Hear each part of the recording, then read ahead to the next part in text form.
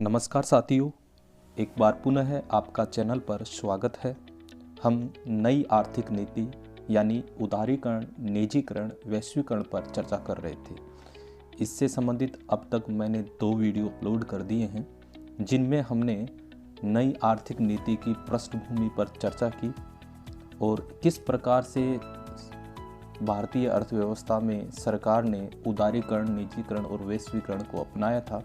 उन तमाम बिंदुओं पर हमने विस्तार से चर्चा की है। आज ये हमारा इस टॉपिक से संबंधित अंतिम पार्ट रहेगा, जिसके अंतर्गत हम सुधारकालीन भारतीय अर्थव्यवस्था पर एक समीक्षा रखेंगे, एक ओवरव्यू देखेंगे कि आखिरकार इस सुधारकालीन स्थिति में नई आर्थिक नीति यानी उदारीकरण, निजीकरण और वैश्वीकरण अपनाने पर भारतीय अर्थव्यवस्था में कहां कहां सुधार दिखाई दिया और इसके अंतर्गत क्या विफलताएं रही, क्या कमियां रही, उन पर एक ओवरव्यू, एक समीक्षा आज के इस वीडियो के अंतर्गत करने जा रहे हैं। यहाँ से भी साथियों आपसे प्रश्न पूछा जा सकता है, तो एक समझ के साथ आज इस वीडियो को हम देखने जा रहे हैं। चलते हैं आज के इस टॉपिक पर, सुधारकालीन भारतीय अर्थव्यवस्था एक समीक्षा। साथियों, ये जो टॉपिक है मैं कक्षा 11 की भारतीय अर्थव्यवस्था का विकास जो पुस्तक है वहाँ से आपके लिए ये लेकर आया हूँ। अब इस टॉपिक में हम बात करें तो सबसे पहले हम इस सुधारकालीन भारतीय अर्थव्यवस्था के अंतर्गत क्या क्या कुछ अच्छा रहा उन बिंदुओं पर हम बात करेंगे। तो अब तो सुधार कार्यक्रम को आरंभ हुए 3 दशक हो चुके हैं, क्योंकि 1991 में ये सुधार कार्य आरंभ किया गया था। आइए इस अवधि में भारतीय अर्थव्यवस्था की निष्पादन की समीक्षा करें, यानी किस प्रकार से भारतीय अर्थव्यवस्था ने कार्य किया, उन बिंदुओं पर चर्चा करेंगे। अर्थशास्त्री किसी अर्थव्यवस्था की संवृद्धि का मापन सकल घरेलू उत्पाद द्वारा करते हैं, यानी देश की जो सकल घरेलू उत्पाद है, देश की जो आय है, उसके द्वारा अर्थशास्त्री इस अर्थव्यवस्था का पता लगाने का प्रयास करते हैं कि अर्थव्यवस्था किस प्रकार से आगे बढ़ी है। तो पहला बिंदु अगर सुधार के रूप में हम देखें तो सकल घरेलू उत्पाद की संवृद्धि के आधार पर इनको देखेंगे, और इन जो संवृद्धि है वो हम तीनों क्षेत्रों पर भी देखेंगे साथ साथ। जैसे कृषि क्षेत्र है जिसको प्राथमिक क्षेत्र कहा जाता है, दूसरा औद्योगिक क्षेत्र और तीसरा सेवा क्षेत्र, इन तीनों पर भी देखेंगे कि आखिरकार सुधारकालीन भारतीय अर्थव्यवस्था का इन तीनों क्षेत्रों पर और भारत की जो सकल घरेलू उत्पाद है उस पर क्या प्रभाव पड़ा। एक टेबल भी दे रखी है, उसके माध्यम से भी इसको समझेंगे। तो सबसे पहले हम उस टेबल को देखें। जैसा कि आपकी स्क्रीन पर यह टेबल है, सकल घरेलू उत्पाद और प्रमुख क्षेत्रों की संवृद्धि दर। तो इसमें हम देखें, सबसे पहले हम कृषि क्षेत्र की बात करें तो 1980-91 के मध्य ये 3.6% थी इसकी संवृद्धि दर, और 1992-1 में हम देखें 3.3, 2.3, 3.2, 1.5। तो इस प्रकार देखें तो कृषि क्षेत्र में जैसे कि 3.6 से 3.3, फिर 2.3, तो कहीं ना कहीं प्रारंभ में इसमें गिरावट देखने को मिल रही है। औद्योगिक क्षेत्र की बात करें तो जो 7.1, 6.5, 9.4, यानी कभी ज़्यादा कभी कम, एक उतार चढ़ाव इसके अंतर्गत देखने को मिलता है। तो इस टेबल से संबंधित आपसे प्रश्न पूछा जा सकता है कि क्या आपको ये आंकड़े याद नहीं रखने हैं, लेकिन इसकी जो संवृद्धि दर है किस प्रकार की, तो आपसे प्रश्न पूछे कि सबसे ज़्यादा उतार चढ़ाव की अगर स्थिति देखें तो औद्योगिक क्षेत्र के अंतर्गत देखने को मिलती है। सेवाओं की बात करें तो 6.7, 8.2, 7.8, 10, 8.1, 7.8। तो सुधारकालीन जो अर्थव्यवस्था के अंतर्गत 1991 की बात करें तो सबसे अच्छी स्थिति में सेवा क्षेत्र रहा है, तीसरे क्षेत्र में सबसे ज़्यादा वृद्धि दर रही है। तो कहीं ना कहीं ये जो उदारीकरण, निजीकरण, वैश्वीकरण को अपनाया गया है तो वो सबसे ज़्यादा हम देखें सेवा क्षेत्र उससे ज़्यादा प्रभावित हुआ है। और हमारी जो सकल घरेलू उत्पाद की संवृद्धि दर देखें तो 5.6, 6.4, 7.8, 8.2, तो प्रारंभ में 2007-12 तक ये इसमें वृद्धि देखने को मिलती है, फिर वापस ये गिरावट हुई है। और हम ये देखें जैसे 2007-12 का आंकड़ा आप देखो तो जो सकल घरेलू की संवर्धी दर है उससे ज़्यादा रही है, आपकी सेवा क्षेत्र की संवर्धी दर उससे ज़्यादा रही है। तो कहीं ना कहीं आप ये देखो 5.6 से 8.1, तो सेवा क्षेत्र में जो ग्रोथ देखने को मिली है वो सबसे ज़्यादा मिली है। तो इस प्रकार हम यूँ देखें कि 5.6 से 6.4, 7.8, 8.2, तो ये हम संवर्धी दर को देखें तो कहीं ना कहीं इसके अंतर्गत वृद्धि देखने को मिली है। तो इस प्रकार उदारीकरण, निजीकरण और वैश्वीकरण की अगर अर्थव्यवस्था के अंतर्गत अपनाया गया तो इसमें वृद्धि देखने को मिली है। चलते हैं इनके बिंदुओं। सारणी 3.1 को अभी हमने देखा। 1991 के बाद से भारत में 2 दशकों तक सकल घरेलू उत्पाद की लगातार वृद्धि होती रही है, जैसा कि हमने ऊपर टेबल में देखा है। सकल घरेलू उत्पाद 1980-91 में 5.6% से बढ़कर 2007-2012 के मध्य 8.2% हो गया, यानी सकल घरेलू उत्पाद में वृद्धि देखने को मिली है। तो बिंदु, ये आंकड़े आपको याद करने की आवश्यकता नहीं है, केवल ये जो ग्रोथ है उसको देखना है कि प्रारंभ में इसमें वृद्धि देखने को मिली है। आर्थिक सुधारों की अवधि में कृषि की वृद्धि में कमी आई है, ये भी हमने देखा। तो आपसे दूसरा पॉइंट बन सकता है कि आर्थिक सुधारों की अवधि में कृषि में की संवर्धी दर में क्या हुआ, तो वो क्या हुई, उसमें कमी आई है। तीसरा, अगर हम औद्योगिक की बात करें, जहां औद्योगिक क्षेत्र में उतार चढ़ाव हुए हैं, कभी वृद्धि कभी कमी, वहीं सेवा क्षेत्र में वृद्धि बढ़ गई है। तो सबसे ज़्यादा प्रभावित होने वाला क्षेत्र था वो सेवा क्षेत्र था।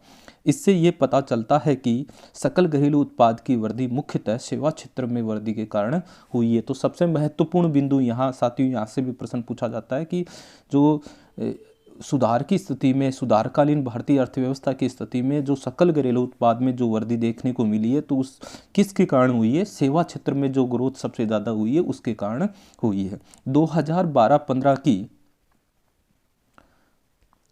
अवधि में विभिन्न क्षेत्रों में 1991 के बाद से होने वाली वृद्धि दरों में रुकावट आई है। जहां 2013-14 में कृषि की वृद्धि दर में बढ़ोतरी आई, वहीं बाद के वर्षों में इस क्षेत्र की वृद्धि दर ऋणात्मक हो गई है, जैसा कि हमने टेबल में देखा कि पहले बढ़ोतरी हुई, उसके बाद में हम देखें ऋणात्मक भी इसके अंतर्गत हो गई थी। तो दोबारा मैं टेबल पर, ये देखिए साथियों, 2014-15 में ऋणात्मक -0.2 रही है। तो इस टेबल का आपको बिल्कुल अच्छा अवलोकन करना है और इस टेबल के आधार पर भी प्रश्न आपसे पूछा जा सकता है। पुनः अपन चलें, सेवा क्षेत्र में ऊंची वृद्धि दर बनी रही है, जैसा कि हमने टेबल में देखा था, जो 2014-15 के समग्र सकल घरेलू उत्पाद की वृद्धि से भी अधिक थी। जो ये आंकड़ा भी हमने टेबल के अंतर्गत देखा, जो हमारी सकल घरेलू उत्पाद है उससे भी ज़्यादा इसका रहा। इस क्षेत्र में अब तक का उच्च वृद्धि दर 9.8% रिकॉर्ड किया गया है। औद्योगिक क्षेत्र में 2012-13 में तेज गिरावट आई, तत्पश्चात के बाद के वर्षों में बढ़ने लगी है। तो आपको आंकड़े कहीं भी याद नहीं करने, इनकी प्रवृत्ति देखनी कि किस प्रकार से इनमें परिवर्तन देखने को मिला है। फिर ये आपका पहला बिंदु रहा जिसमें हम सकल घरेलू उत्पाद की संवर्धी दर के आधार पर देखा, तीनों क्षेत्रों में देखा, कृषि, औद्योगिक, सेवा क्षेत्र में इसके अंतर्गत देखा। तो इस प्रकार इनमें सुधार देखने को मिला और सबसे ज़्यादा हम देखें तो सेवा क्षेत्र में सुधार, जो सुधारकालीन भारतीय अर्थव्यवस्था यानी जब जो आर्थिक नीति अपनाई गई थी उस पर देखने को मिला है। दूसरा बिंदु हम यहाँ रख सकते हैं विदेशी निवेश, जो कि विदेशी निवेश प्रत्यक्ष हो सकता है, संस्थागत। प्रत्यक्ष का मतलब है FDI, है ना, फॉरेन डायरेक्ट इन्वेस्टमेंट है, और दूसरा संस्थागत जिसको पोर्टफोलियो के रूप में हम देखते हैं, जिसकी हमने पहले वाले वीडियो में चर्चा की थी। और तीसरा बिंदु उसके अंतर्गत हम देखेंगे विदेशी विनिमय रिजर्व है, क्योंकि प्रत्येक देश है वो अपने विदेशी विनिमय अपने पास रखता है, क्योंकि प्रत्येक देश अन्य देशों के साथ आयात निर्यात करता है। विशेषकर आयात की स्थिति में उसको भुगतान करना पड़ता है, और भुगतान है वो विदेशी विनिमय में करना पड़ता है। विदेशी विनिमय का मतलब सीधा सा है कि विदेशी मुद्रा जो रिजर्व में रखी जाती है। तो उसकी स्थिति देखें कि सुधारकालीन भारतीय अर्थव्यवस्था के अंतर विदेशी निवेश और विदेशी विनिमय में क्या प्रभाव पड़ा है। तो अर्थव्यवस्था के खुलने से प्रत्यक्ष विदेशी निवेश तथा विदेशी विनिमय रिजर्व में तेजी से वृद्धि हुई है। तो दोनों में वृद्धि देखने को मिली है, प्रत्यक्ष विदेशी निवेश और विदेशी विनिमय रिजर्व में। प्रत्यक्ष विदेशी निवेश जो आपकी एफडीआई है, और विदेशी विनिमय रिजर्व जो एक देश को रखना पड़ता है। विदेशी निवेश जिसमें प्रत्यक्ष और संस्थागत, प्रत्यक्ष यानी एफडीआई और संस्थागत मतलब पोर्टफोलियो, जिसकी चर्चा हमने पूर्व के वीडियो में की थी। तो जिसमें हम ये देखें कि 1990-91 में 100 मिलियन अमेरिकी डॉलर से ऊपर उठकर 2017-18 में 30 बिलियन डॉलर के स्तर पर पहुंच गया है। तो इसका मतलब जो हमारा विदेशी निवेश है वो बढ़ा है, और वो कितना बढ़ा है, 100 मिलियन से 30 बिलियन। ये आंकड़ा साथियों आपको ध्यान में रखना, यहाँ से बिंदु बन सकता है। साथ ही हम देखें भारत के तीसरा बिंदु रिजर्व के रूप में, भारत के विनिमय रिजर्व का आकार भी 1990-91 में 6 बिलियन अमेरिकी डॉलर से बढ़कर 2018-19 में 413 बिलियन डॉलर हो गया है। तो इसमें भी काफ़ी वृद्धि देखने को मिली है, ये डाटा भी आपको ध्यान में रखना है। 2011 में भारत विदेशी विनिमय रिजर्व का सातवां सबसे बड़ा धारक बना है, 7वें स्थान पर रहा है। इस डाटा को भी आपको ध्यान में रखना। तो ये दोनों डाटा आप विशेष रूप से ध्यान में रखोगे। और ये देख रहे हैं कि विदेशी निवेश हो चाहे विदेशी विनिमय रिजर्व हो, दोनों में वृद्धि देखने को मिली है इस सुधारकालीन भारतीय अर्थव्यवस्था के अंतर्गत। इसके बाद हम देखें अगला बिंदु हम रख सकते हैं निर्यात की स्थिति। निर्यात की स्थिति को देखें तो 1991 के बाद से भारत वाहन, कल पुर्जों जो मशीनरी वगैरह है, दवा का सामान, इंजीनियरिंग उत्पाद, सूचना प्रौद्योगिकी उत्पाद और वस्त्र के एक सफल निर्यातक के रूप में विश्व बाजार में जम गया, और बढ़ी हुई कीमतों पर भी नियंत्रण रखा गया। तो ये भी एक अच्छी स्थिति के रूप में देख रहे हैं कि कपड़ा हो, चाहे इंजीनियरिंग उत्पाद हो, चाहे वाहन है, कल ऊर्जा, चाहे दवाइयाँ हो, उनमें भारत का जो बाजार है विश्व बाजार में एक निर्यातक के रूप में उसकी भूमिका रही है। काफ़ी ज़्यादा इनमें वृद्धि हुई है निर्यात के रूप में, और एक देश के लिए अच्छी स्थिति होती है अगर जितना उसका निर्यात बढ़ता है, क्योंकि उससे विदेशी विनिमय उसके रिजर्व में बढ़ता है। विदेशी विनिमय का पुनः मैं बताऊं कि विदेशी मुद्रा के रूप में, क्योंकि अन्य देशों के साथ जब कोई देश व्यापार करता है तो अन्य देशों में उस देश की मुद्रा चलती है, तो इसलिए जब हम निर्यात करते हैं तो उस देश की मुद्रा हमें प्राप्त होती है, अर्थात हमारे जो विदेशी विनिमय रिजर्व में क्या होगी, वृद्धि होगी। इस प्रकार कीमतों में भी नियंत्रण इसमें देखा गया है। बढ़ती हुई कीमत जो 1991 में देखने को मिली थी, कीमतों में वृद्धि हुई थी, तो उसमें भी बाद में जाकर सुधार हुआ। 1991 के जो आर्थिक सुधार अपनाए गए उसके अंतर्गत। फिर यहाँ हम इन बिंदुओं को देखा, चाहे सकल घरेलू उत्पाद की संवृद्धि को देखा, चाहे विदेशी निवेश को देखा, विदेशी विनिमय रिजर्व को देखा, निर्यात की स्थिति को देखा, कीमतों पर नियंत्रण को देखा, और ये सुधार इसके अंतर्गत देखने को मिली है। लेकिन सुधार के साथ साथ इस आर्थिक सुधार की कुछ विफलताएं रही हैं, उन विफलताओं को भी हम इस बिंदु इसके अंतर्गत देखेंगे। दूसरी ओर सुधार कार्यक्रमों द्वारा अपने देश की अनेक मूलभूत समस्याओं का समाधान खोज पाने में विफलता के कारण कड़ी आलोचना भी रही है।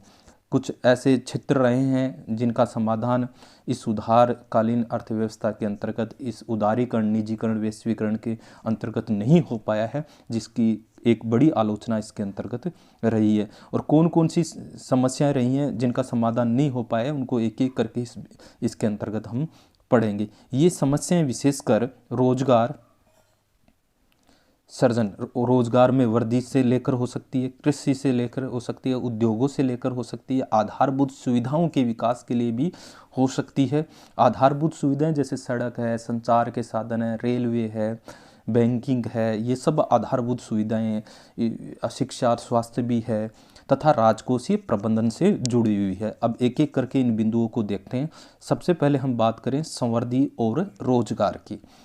समृद्धि और रोजगार को देखें, यद्यपि सकल घरेलू उत्पाद की समृद्धि दर में वृद्धि हुई है, जैसा कि ऊपर हमने देखा है कि समृद्धि दर में ग्रोथ देखने को मिली है, फिर भी अनेक विद्वानों ने इस बात पर ध्यान दिलाया है कि सुधार प्रेरित समृद्धि देश में रोजगार के पर्याप्त अवसरों का सृजन नहीं किया। बिल्कुल आय तो देखने को मिली है, लेकिन आय के साथ साथ देश में जो रोजगार है उसमें कहीं वृद्धि देखने को नहीं मिली। आपको रोजगार और समृद्धि के विभिन्न आयामों की अंतर संबंध अगले अध्याय में ये इसके अंतर्गत इस प्रकार हम देखें कि रोज समृद्धि तो बड़ी है, आय में ग्रोथ तो देखने को मिली है, लेकिन रोजगार में कहीं ना कहीं वृद्धि नहीं हो पाई है।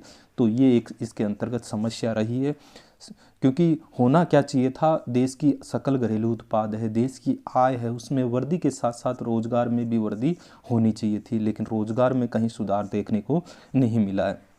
तो पहला बिंदु इसमें ये रहा। दूसरा हम देखें कृषि में सुधार को देखें तो सुधार कार्यों से कृषि को कोई लाभ नहीं हो पाया है और कृषि की संवृद्धि दर कम होती जा रही है। अब क्यों होती जा रही है संवृद्धि दर, उनको एक एक करके बिंदुओं को देखेंगे। ऐसी क्या स्थिति उत्पन्न हुई, ऐसा क्या क्या कार्य किया गया जिसके कारण जो कृषि है, एग्रीकल्चर है, उसमें ज़्यादा ग्रोथ देखने को नहीं मिली है। और लास्ट में जाकर हमने ऊपर टेबल में देखा कि ऋणात्मक भी हो चुकी है। चूँकि हम जानते हैं भारत एक कृषि प्रधान देश है, भारत की अधिकांश जनसंख्या गाँवों में निवास करती है और गाँवों का मुख्य व्यवसाय हम देखें डायरेक्टली या इनडायरेक्टली वो कृषि एग्रीकल्चर से जुड़ा हुआ है। इसलिए एग्रीकल्चर पर विशेष ध्यान देना चाहिए। लेकिन ये देखने को मिला कि सुधारकालीन भारतीय अर्थव्यवस्था में कृषि में कोई विशेष रूप से सुधार नहीं हुआ है। तो इनको देखें कि क्या क्या कारण हो सकते हैं।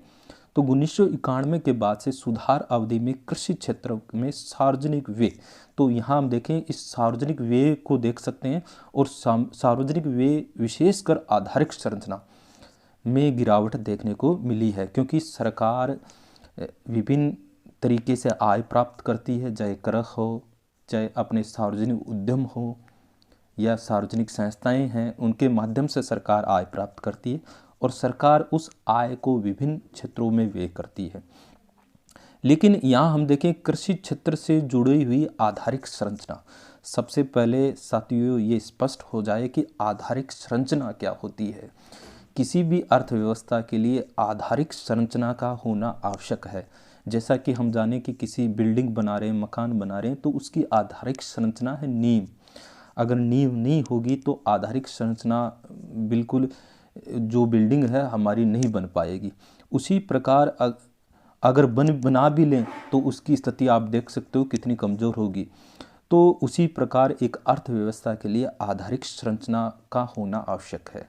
आधारिक संरचना को हम दो भागों में बांट सकते हैं, एक आर्थिक है, एक सामाजिक है। आर्थिक में देखें जैसे सड़क की व्यवस्था है, परिवहन के साधन हो सकते हैं, रेलवे हो सकती है, संचार के साधन हो सकते हैं, विद्युत की व्यवस्था हो सकती है। ये सब किस में आएंगे, आर्थिक में आएंगे। दूसरे हैं सामाजिक, जैसे शिक्षा और स्वास्थ्य। किसी अर्थव्यवस्था के लिए शिक्षा और स्वास्थ्य भी बहुत महत्वपूर्ण है, क्योंकि कोई ऐसा कार्य नहीं है जो बिना मनुष्य के, बिना श्रम के हो सके। इसलिए श्रम को ज़्यादा कुशल बनाने के लिए शिक्षा और स्वास्थ्य की आवश्यकता पड़ती है। इसलिए आधारिक संरचना का होना आवश्यक है। अब वो आधारिक संरचनाएं जो कृषि से जुड़ी हुई है, कृषि क्षेत्र से जुड़ी हुई है, जैसे कृषि के लिए क्या क्या चाहिए, अगर कृषि क्षेत्र में सुधार करना है तो सिंचाई की व्यवस्था, तो सिंचाई की व्यवस्था भी एक आधारिक संरचना है जो एग्रीकल्चर से जुड़ी हुई है। बिजली है, परिवहन है। अब आप सोच सकते हो कि परिवहन की क्या जरूरत पड़ती है, क्योंकि जो भी कृषि के क्षेत्र में उत्पादन होता है उसको मंडी तक, बाजार तक पहुंचाने के लिए परिवहन की भी आवश्यकता पड़ती है। तो इसलिए ये सारे जो बिंदु हैं वो एक कृषि के विकास के लिए बहुत ज़्यादा ज़रूरी है। तो ये देखने को मिला है कि सार्वजनिक व्यय जो कृषि क्षेत्र के अंतर्गत है और उनसे जुड़े हुई आधारिक संरचना है उसमें कहीं ना कहीं कमी देखने को मिली है। तो पहला बिंदु ये हो सकता है कि सार्वजनिक व्यय में आधारिक संरचना में कमी। तो सार्वजनिक व्यय विशेषकर आधारिक संरचना अर्थात सिंचाई, बिजली, सड़क निर्माण, बाजार संपर्कों और शोध प्रसार आदि पर व्यय में काफ़ी कमी आई है। तो पहला बिंदु जिसके कारण कृषि क्षेत्र में ज़्यादा ग्रोथ नहीं देखने को मिली है, जो धीरे धीरे उसमें कमी देखने को मिली है, उसके लिए हो सकता है। ध्यान रहे कि हरित क्रांति में इसकी महत्वपूर्ण भूमिका रही थी। जैसा कि हरित क्रांति आई थी वहाँ इस बहुत ही ज़्यादा अच्छी स्थिति रही थी। उसके अलावा की हम बात करें, दूसरा हम देखें जो उर्वरक है, उर्वरक पर सरकार के द्वारा सब्सिडी दी जाती थी, उसकी कहीं ना कहीं आंशिक समाप्ति कर दी गई है। उसके कारण भी उर्वरक सहायकी की आंशिक समाप्ति ने भी उत्पादन लागतों को बढ़ा दिया है, क्योंकि कृषि क्षेत्र में उर्वरक की आवश्यकता पड़ती है, खाद की आवश्यकता पड़ती है, लेकिन उसकी कहीं ना कहीं जो सब्सिडी दी जा रही है उसको समाप्त किया जा रहा है, जिसके कारण किसानों की कॉस्ट में वृद्धि आ रही है।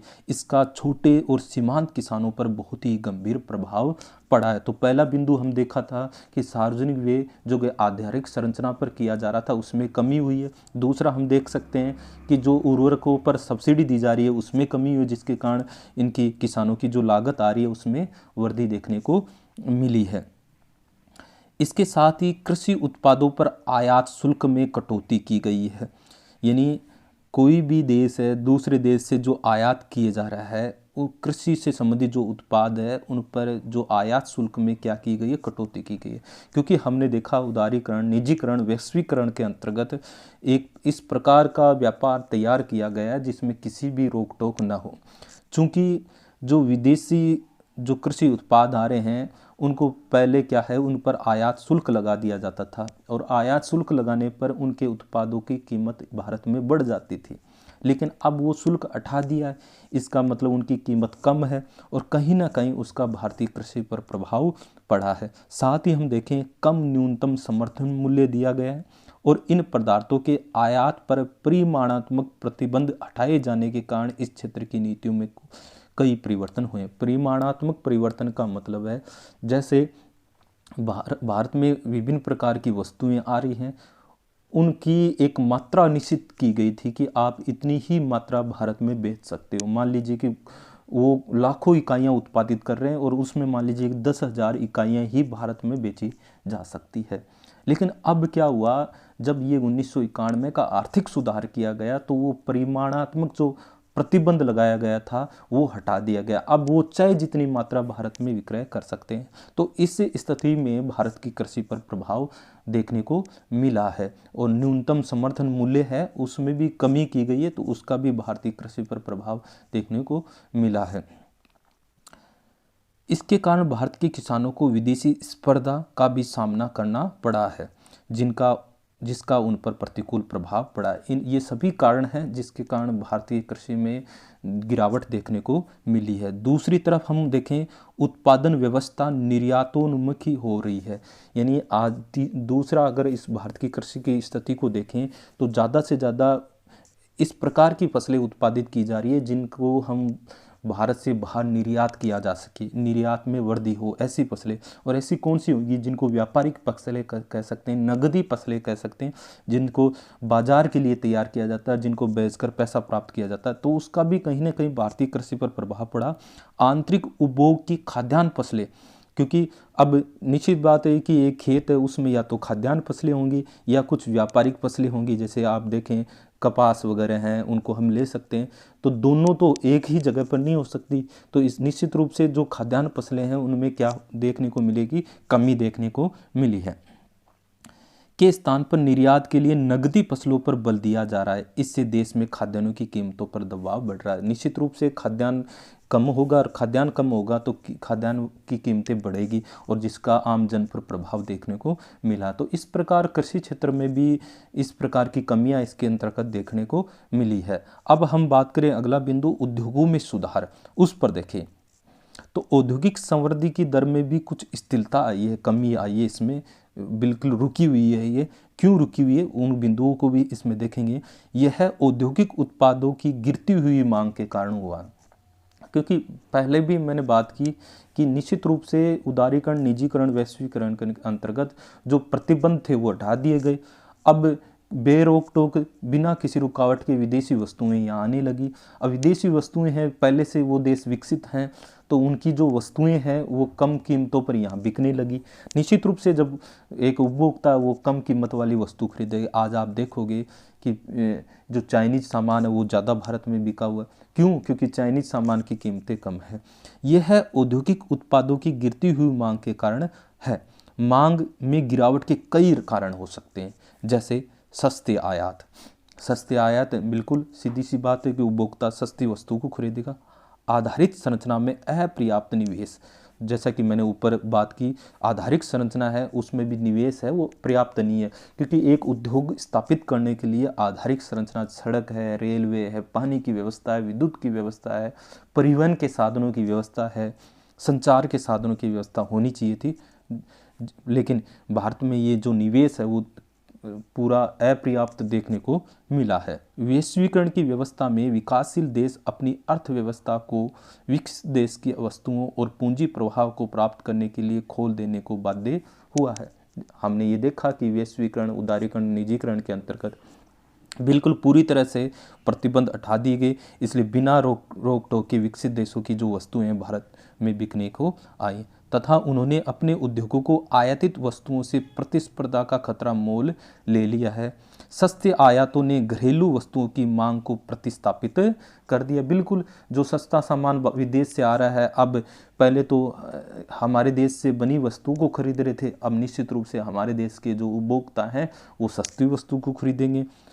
निवेश में कटौती के कारण बिजली सहित आधारिक संरचना की पूर्ति अपर्याप्त ही बनी है। इसी कारण प्राय ये समझा जा रहा है कि विदेशों के माल में बेरोक टोक आवागमन को सहज बनाकर गरीब देशों के स्थानीय उद्योगों और रोजगार की संभावनाओं के लिए वैश्वीकरण पूरी तरह से बर्बाद करने वाली परिस्थितियों की रचना कर रही है। तो ये सारे जो बिंदु हैं जो उदारीकरण, निजीकरण, वैश्वीकरण के अंतर्गत अपनाए गए हैं, कहीं न कहीं भारत के जो घरेलू उद्योग हैं उनको समाप्त करते जा रहे हैं, क्योंकि भारत के जो उद्योग हैं उनको सीधा जो विदेशी उद्योग हैं उनसे प्रतियोगिता करनी पड़ रही है, क्योंकि वस्तु वही बिकेगी जो सस्ती है। यही नहीं, बाहर जैसे गरीब देशों को अभी विकसित देशों में विद्यमान उच्च अप्रशुल्क अवरोधों के कारण उनके बाजार में प्रवेश के उपयुक्त अवसर भी नहीं मिल पा रहे हैं। कहीं न कहीं विकसित देश तो अपने जो विभिन्न प्रकार के अप्रशुल्क अवरोध हम ये कहेंगे कि प्रशुल्क तो वो भी नहीं लगा सकते, लेकिन उसके अलावा कुछ ऐसे तरीके हैं जिनके माध्यम से एक विकसित राष्ट्र अपने देश में होने वाले आयात को रोक सकता है। जैसे भारत से कोई वस्तु विकसित राष्ट्र, मान लो कि अमेरिका में बिकने जा रही है, तो वो कोई अन्य माध्यम से तरीके हो सकते हैं जिनके माध्यम से वो उन आयात हैं उन पर रोक लगा सकती है। तो कहीं ना कहीं अमेरिका को फ़ायदा, जैसे हमसे कोई वस्तु मांगे तो हम उसको सीधा मना नहीं कर सकते, उसके अलावा कई प्रकार के बहाने मारते हैं। ठीक उसी प्रकार जो विकसित राष्ट्र हैं वो जो वहाँ उनकी वस्तुएं आ रही हैं बिकने के लिए, उन पर और अन्य वो कह दे कि हमारे देश में इस वस्तु को खरीद रहे हैं तो हमारी प्रकृति, हमारे पर्यावरण पर विपरीत प्रभाव पड़ रहा है, स्वास्थ्य पर विपरीत प्रभाव पड़ रहा है। तो ऐसे कई तरीके हैं जिनके माध्यम से उन पर रोक लगा रहा है। इसलिए बाहर जैसे विकासशील राष्ट्र को बाजार प्राप्त नहीं हो पा रहा है। यद्यपि भारत में वस्त्र, परिधान आदि के व्यापार से सभी कोटा आदि के प्रतिबंध हटा दिए गए हैं, पर अभी भी संयुक्त राज्य अमेरिका ने भारत और चीन से इनके आयातों से अपने कोटा प्रतिबंध नहीं हटाए। ये बिंदु भी आप ध्यान में रखना है कि संयुक्त राज्य अमेरिका ने भारत और चीन से होने वाले आयात पर अभी कोटा प्रतिबंध नहीं हटाया। कोटा प्रतिबंध का मतलब सीधा सा है कि मैंने अभी बताया कि किसी देश में कोई वस्तु बिकने के लिए जाती है तो उसकी क्वांटिटी बता दी जाती है कि आप मान लो कि 10,000 इकाई ही यहाँ बेच सकते हो, तो इस प्रकार ये कोटा प्रतिबंध होता है। तो इस प्रकार हम देखें औद्योगिक क्षेत्र का भी गहरा प्रभाव देखने को मिला है और स्थिति हम देखें काफ़ी गंभीर इसके अंतर्गत देखने को मिली है। फिर हम देखें विनिवेश को देखें तो प्रति वर्ष सरकार सार्वजनिक उद्योगों में विनिवेश के कुछ लक्ष्य निर्धारित करती है। अभी जो सेकंड पार्ट हमने देखा था उसमें विनिवेश को समझाया था कि सार्वजनिक जो उपक्रम है उनकी पूंजी को निजी क्षेत्र में बेचना, उसके लिए वो पैसा प्राप्त करता है। जैसे सार्वजनिक उपक्रम को निजी क्षेत्र में बेच रहा है तो उससे भारत सरकार को पैसा प्राप्त होता है। तो उसको देखें तो वर्ष 1991-92 में उसने विनिवेश द्वारा 2,500 करोड़ रुपए जुटाने का लक्ष्य रखा था। सरकार उस लक्ष्य से 3,040 करोड़ अधिक जुटा पाने में सफल रही है। कहीं न कहीं विनिवेश से जो राशि प्राप्त करनी थी उससे बहुत ज़्यादा उसने प्राप्त की है। इसी प्रकार हम देखें 2017-18 में लक्ष्य तो लगभग जो 1,00,000 करोड़ के विनिवेश का था और उपलब्धि लगभग 1,57,000 करोड़ की रही है, इस प्रक्रिया के आलोचकों का कहना है। अब ये प्राप्त तो उसने बहुत राशि की है, लेकिन इसका आलोचकों ने क्या कहा है कि अब ये होता क्या विनिवेश, पहले इसको समझना है। तो मैंने बताया आप लोगों को कि जो सरकारी कोई संस्था उपक्रम है, कोई उद्योग है, उसको निजी क्षेत्र में बेच रहा है, निजी क्षेत्र में बेच रहा है, इसका मतलब उससे उसको पैसा प्राप्त हो रहा है, और ये जो उन्होंने लक्ष्य रखा उससे कहीं ना कहीं ज़्यादा प्राप्त हुआ। इस पर आलोचकों का क्या कहना है कि सार्वजनिक उपक्रम है कि परिसंपत्ति को औने पौने दामों में निजी व्यापारियों को बेचा जा रहा है, यानी जो सरकार की जो परिसंपत्ति है उसको बिना सोचे समझे कम कीमतों में ही व्यापारियों को बेचा जा रहा है। इसका मतलब जो सार्वजनिक परिसंपत्ति हो उसको कहीं ना कहीं नुकसान हो रहा है। बिल्कुल विनिवेश द्वारा उसको राशि तो मिल रही है, लेकिन वो राशि कहीं ना कहीं, ये आलोचकों को कहना है कि वो कम कीमतों पर बेचा जा रहा है। दूसरे शब्दों में इस प्रक्रिया से सरकार को बहुत घाटा उठाना पड़ रहा है और सार्वजनिक संपत्ति की एक मुफ्त बिक्री करनी पड़ रही है, एक साथ ये बिक्री कर रहा है। साथ ही विनिवेश से प्राप्त राशि का उपक्रमों के विकास के लिए प्रयोग नहीं किया गया। दूसरा, ये आलोचक है, पहले तो ये कह रहे हैं कि कम कीमतों में बेच रहे हैं, दूसरा जो विनिवेश से सरकार को राशि प्राप्त हो रही है उसको विकास कार्यों पर नहीं खर्च किया जा रहा है। उपक्रमों के, मान लो कि सरकार की और कोई उपक्रम है, संस्था है, उनमें कहीं ना कहीं सुधार करना, उन पर किसी प्रकार का वो पैसा खर्च नहीं किया जा रहा है, न ही इसे सामाजिक आधारिक संरचना के निर्माण पर खर्च किया जा रहा है। यह राशि सरकार के बजट के राजस्व घाटे को कम करने में लगी हुई है, जो बजट घाटा है उसको कम करने के लिए, यानी आय से ज़्यादा जो व्यय कर रही है उसको पूरा करने के लिए इस राशि का प्रयोग किया जा रहा है। न तो इससे आधारिक संरचना तैयार की जा रही है, न इसे सामाजिक क्षेत्र पर खर्च किया जा रहा है। तो ये, क्या आप सोचते हैं कि सरकारी कंपनियों की कार्य कुशलता में सुधार लाने का सबसे अच्छा रास्ता उनकी परिसंपत्तियों को, हिस्से को बेचना है? तो ये आपके विचार देने हैं। तो इस प्रकार हम ये देखें तो विनिवेश को भी बिना सोचे समझे प्रयोग में लाया जा रहा है। एक यहाँ आप देखोगे सिरिसिला त्रास्दी को देखो, ये एक कारीगरों द्वारा एक आत्महत्या की गई थी, उसको लेकर एक ये बॉक्स तैयार किया गया है, और किस प्रकार उनके सामने ये ऐसी स्थिति उत्पन्न हुई कि उन जो बुनकर हैं उनको आत्महत्या करनी पड़ी है। तो ये एक स्थान है सिरिसिला, और उसी के नाम से इसको जाना जाता है। विद्युत क्षेत्र में सुधार बहुत से भारतीय राज्यों में नहीं हुए हैं, उन्हें अनुदानित दरों पर बिजली की पूर्ति नहीं की जा रही है, बल्कि बिजली की दरों में बढ़ोतरी ही हुई है।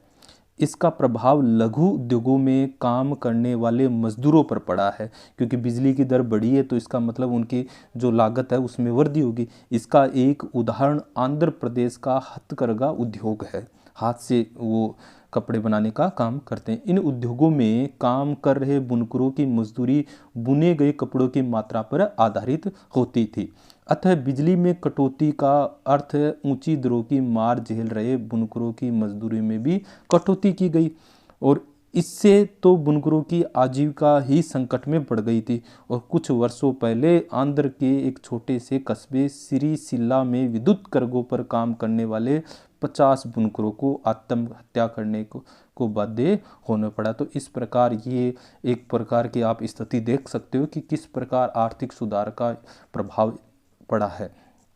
चलते हैं आगे। अब हम सुधार और राजकोषीय नीतियों पर भी देखेंगे। राजकोषीय नीति का सीधा संबंध है सरकार की आय व्यय की नीति, यानी आय व्यय की मतलब है सरकार किन किन क्षेत्रों से आय प्राप्त करती है। जैसे आपको पता है कर के माध्यम से आय प्राप्त करती है, और उसको कहाँ कहाँ वो व्यय करती है, उनसे संबंधित देखें कि सुधारकालीन अर्थव्यवस्था के अंतर्गत, नई आर्थिक नीति के अंतर्गत किस प्रकार से राजकोषीय नीति पर प्रभाव पड़ा है। आर्थिक सुधारों ने सामाजिक क्षेत्रों में सार्वजनिक व्यय की वृद्धि पर विशेष रूप से रोक लगा दी गई है। जो सामाजिक क्षेत्र था, लोगों के कल्याण से जुड़े हुए क्षेत्र थे, उन पर जो सरकार जो व्यय कर रही थी, सार्वजनिक व्यय, जो सरकार के व्यय को क्या कहते हैं, सार्वजनिक व्यय, उन पर कहीं ना कहीं रोक लग गई थी। इस अवधि में कर घटाकर, कर में कमी करके, और कर वंचना नियंत्रित, कर वंचना का मतलब लोगों के द्वारा ऐसे तरीके अपना लिए जाते हैं जिससे वो कर से बच सके, नियंत्रित कर राजस्व संग्रह बढ़ाने की नीतियों के यथोचित सकारात्मक प्रभाव भी नहीं मिल पाए हैं। कर में कमी की गई, और कर में इसलिए कमी की गई कि उन्होंने सोचा कि अगर कर में कमी कर देंगे तो कहीं ना कहीं हमारे राजस्व में वृद्धि होगी, लेकिन वो देखने को नहीं मिला है। यही नहीं, सीमा शुल्क दरों में कटौती तो सुधार कार्यों का आवश्यक अंग है, अतः उन दरों को बढ़ाकर अधिक राजस्व जुटाने का मार्ग बंद हो चुका है। ये भी प्रभाव देखने को मिला है। विदेशी निवेश आकर्षित करने के लिए निवेशकों को कई प्रकार के कर प्रोत्साहन दिए गए कि आप यहाँ निवेश करो, आप को टैक्स में इतनी छूट दे दी जाएगी। इस प्रकार से उनको प्रोत्साहन दिए जाने की स्थिति, इससे भी कर राजस्व को बढ़ा पाने की संभावनाएं क्षीण हो गई है, कम हो गई है। इन सब का विकास और जन कल्याण आदि पर होने वाले वे पर नकारात्मक प्रभाव पड़ा है। तो ये सारे ऐसे तरीके हैं जिनके माध्यम से सरकार के राजस्व में कमी आई है। जब सरकार के राजस्व में कमी आएगी तो निश्चित रूप से उसके पास पैसा नहीं होगा, और पैसा नहीं होगा तो जन कल्याण पर कहीं ना कहीं नकारात्मक प्रभाव देखने को मिला है। तो इस प्रकार हम ये देखें कि सुधारकालीन भारतीय अर्थव्यवस्था पर विभिन्न क्षेत्रों पर ये प्रभाव देखने को मिला है। निष्कर्ष रूप से हम क्या कहें, तो निश्चित रूप से निष्कर्ष रूप में हम देखेंगे तो कुछ अर्थशास्त्री इनको अच्छा मानते हैं जो आर्थिक सुधार किए गए हैं, उदारीकरण, निजीकरण, वैश्वीकरण, और कुछ इनका को गलत भी मानते हैं। और निश्चित रूप से अगर ये प्रभाव देखा जाए तो कहीं ना कहीं इसके नकारात्मक प्रभाव भी पड़े हैं। लेकिन आपकी एनसीईआरटी की पुस्तक क्या कहती है, चलते हैं निष्कर्ष के रूप में। उदारीकरण, निजीकरण की नीतियों के माध्यम से वैश्वीकरण भारत सहित अनेक देशों पर सकारात्मक तथा नकारात्मक प्रभाव पड़े हैं। बिल्कुल, कोई कार्य किया जाते हैं तो उसके दोनों पक्ष होते हैं। कुछ विद्वानों का विचार है कि वैश्वीकरण को एक सुअवसर की भांति देखा जाना चाहिए, एक अच्छे अवसर के रूप में देखना चाहिए वैश्वीकरण को। कुछ का ये मानना है क्योंकि विश्व बाजारों में बेहतर पहुंच तथा तकनीक उन्नयन द्वारा विकासशील देशों के बड़े उद्योगों को अंतर्राष्ट्रीय स्तर पर महत्वपूर्ण बनाने का अवसर प्रदान कर रहा है। बिल्कुल, क्योंकि वैश्वीकरण के अंतर्गत कोई भी रोक टोक नहीं है। तो ऐसी स्थिति में क्या हुआ कि जो देशों के बीच है जो व्यापार है उसमें वृद्धि हुई। अब व्यापार में वृद्धि हुई तो एक देश की जो टेक्नोलॉजी है उसका प्रयोग दूसरा देश भी कर सकता है, और जो देश अच्छा है किसी टेक्नोलॉजी में कोई कार्य करने में तो उसका जो उद्योग है उसका विस्तार होगा। तो कहीं ना कहीं जो वैश्वीकरण है उसमें प्रतियोगिता में वृद्धि हुई और अच्छी उसकी कार्य क्षमता में सुधार होगा, क्योंकि प्रतियोगिता में वही आगे जाएगा जो मान लो कि उसकी कार्य कुशलता अच्छी हो, कार्य करने का तरीका अच्छा हो उसमें। तो कहीं ना कहीं इसमें जो क्वालिटी है उसमें सुधार होगा। उपभोक्ता को भी ये एक अच्छा अवसर मिला कि वो विभिन्न देशों की वस्तुएं प्राप्त कर सकते हैं, क्योंकि पहले तो क्या होता था कि अपने देश में जो वस्तु बन रही है उसका ही वो प्रयोग कर सकते थे। लेकिन जैसे ही वैश्वीकरण की नीति अपनाई तो उनके सामने विभिन्न प्रकार के विकल्प तैयार हो गए कि वो इन विकल्पों को, जैसे हम किसी मान लो कि जूता खरीदना है, किसी मॉल में जाते हैं तो विभिन्न प्रकार की क्वालिटी वैरायटी होती है। अब उनमें हमारे सामने विकल्प हो गए। अन्यथा क्या होता था कि मान लो कि कोई एक ही दुकान है उस पर एक ही ब्रांड है तो उसी को हम खरीदना पड़ता है। तो इस प्रकार से इसको एक सुअवसर के अंदर देखा जा सकता है।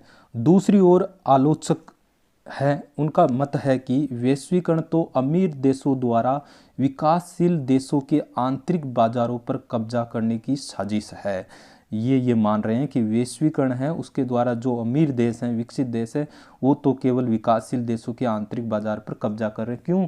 क्योंकि निश्चित रूप से विकसित राष्ट्र में जो वस्तु उत्पादित हो रही है वो कम कीमतों पर हो रही है। बिल्कुल, और उपभोक्ता कौन सी वस्तु को खरीदेगा? कम कीमतों वाली। तो धीरे धीरे जो विकासशील देशों में जो उद्योग स्थापित हैं वो बिल्कुल समाप्त हो जाएंगे, क्योंकि उनसे बनी वस्तुओं पर जो कीमतें अधिक होती है, क्वालिटी में कहीं ना कहीं फ़र्क होता है, तो उपभोक्ता उन्हीं को खरीदेगा जो अच्छी क्वालिटी की होगी कम कीमतों।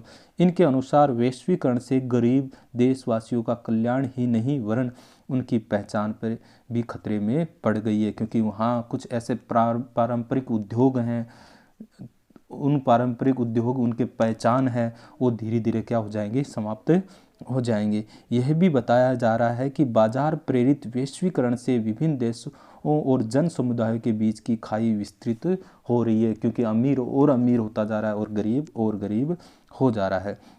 भारतीय परिप्रेक्ष्य में किए गए अनेक अध्ययनों का निष्कर्ष है कि भारत के 1990 का वित्तीय संकट उसकी आंतरिक संरचना में कई भीषण विषमताओं का ही परिणाम था। और 1990 का जो संकट उसको देखा जा रहा है निष्कर्ष रूप में, अलग अलग अर्थशास्त्री समझ रहे हैं, तो वो भी ये मान रहे हैं कि जो आंतरिक संरचना है उनमें किसकी कई प्रकार के परिवर्तन किए गए, जिसके कारण 1990 का आर्थिक संकट हमारे सामने हुआ।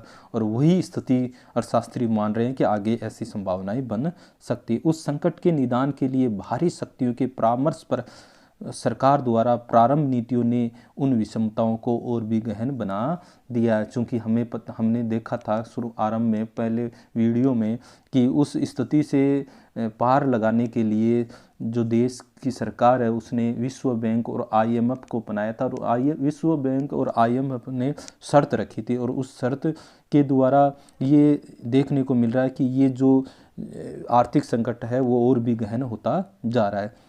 इन्होंने केवल उच्च आय वर्ग की आमदनी और उपभोग स्तर का उन्नयन किया है, उन पर ही विशेष ध्यान दिया गया था, तथा सारी समृद्धि कुछ इन्हें गिने क्षेत्रों तक ही सीमित रही है। ये क्षेत्र हम देखें, दूरसंचार, सूचना प्रौद्योगिकी, वित्त है, मनोरंजन है, पर्यटन है और परिचर्या सेवाएं हैं, भवन निर्माण है, व्यापार आदि, इन कुछ एक सेवाओं पर यह आधारित रहा है। कृषि विनिर्माण जैसे आधारभूत क्षेत्र जो देश के करोड़ों लोगों को रोजगार प्रदान कर सकते हैं, इन सुधारों से लाभान्वित नहीं हो पाए हैं। तो इस प्रकार हमने देखा कि जो नई आर्थिक नीति लाई गई थी उसमें विभिन्न प्रकार के उदारीकरण, निजीकरण और वैश्वीकरण को अपनाया गया था। उसमें अधिकांश हम देखें कि अर्थव्यवस्था में सुधार भी हुआ, लेकिन साथ ही साथ कुछ अर्थशास्त्रियों को मानना था कि ये कमियां इसके अंतर्गत देखने को मिली है। तो जो मैंने बताया उन बिंदुओं को आप थोड़ा सा ध्यान रखना, उनसे जुड़े हुए प्रश्न आपसे पूछे जा सकते हैं। आजकल जो किसी भी प्रकार के एग्ज़ाम है उसके प्रश्न का जो लेवल है वो थोड़ा सा ज़्यादा हो गया, कहीं और रटने वाली बात नहीं है, एक समझ आपको विकसित करनी है और समझ पर आधारित अर्थशास्त्र से संबंधित प्रश्न पूछे जाते हैं।